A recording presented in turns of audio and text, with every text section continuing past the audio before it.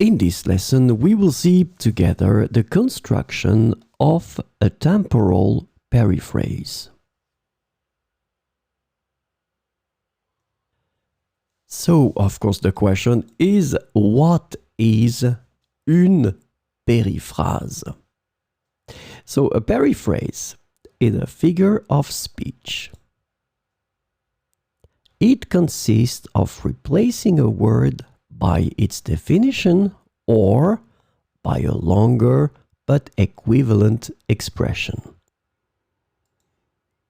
So in other words, it consists of saying with several words what could be expressed by a single word or by several other words.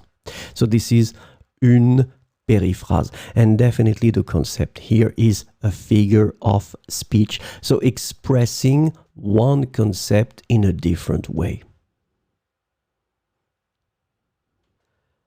So this lesson is about the construction of a temporal periphrase.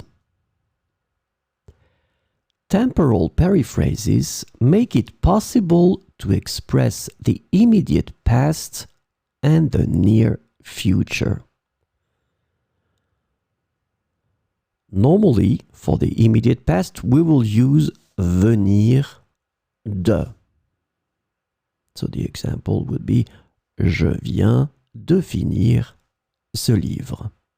So you really want to express the immediate past. Je viens de finir.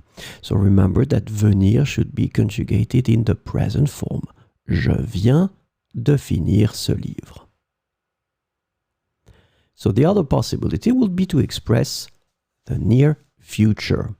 And in that case, we will use the verb aller. Je vais sortir ce soir. So as you can see, aller here is conjugated in the present form. Je vais, and then you have your verb in the infinitive after, sortir. Je vais sortir ce soir. So remember, immediate past, venir de. Je viens de finir ce livre. Near future, aller. Je vais sortir ce soir.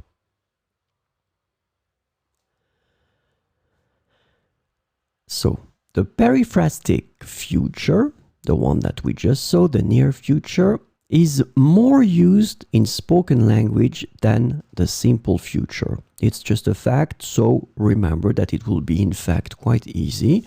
You will say je vais regarder ce film more often than je regarderai ce film. So, je regarderai ce film, it's the future simple, so the real future.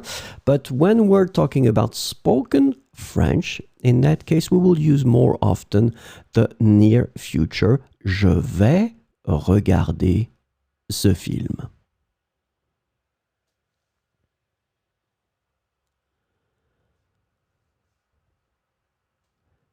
The periphrastic future, the near future that we saw, can also be used in a past context.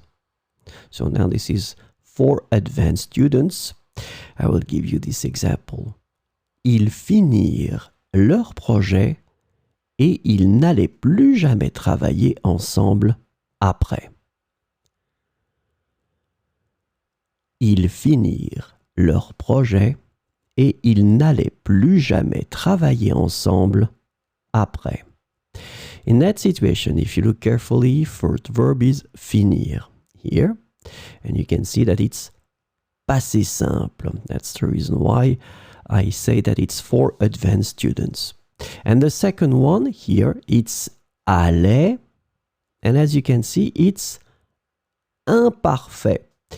But in fact, we're using in that situation the verb aller, like we did previously, to express, in fact, the future in the past. Of course, related to the first verb, finir. So this event happened first, and after that, this is the near future in the past. Ils finirent leur projet et ils n'allaient plus jamais travailler ensemble après. Well, this one is a bit more tricky and more advanced, but still I just wanted to introduce that because I think it's quite important to know that this near future can also be used in a past context.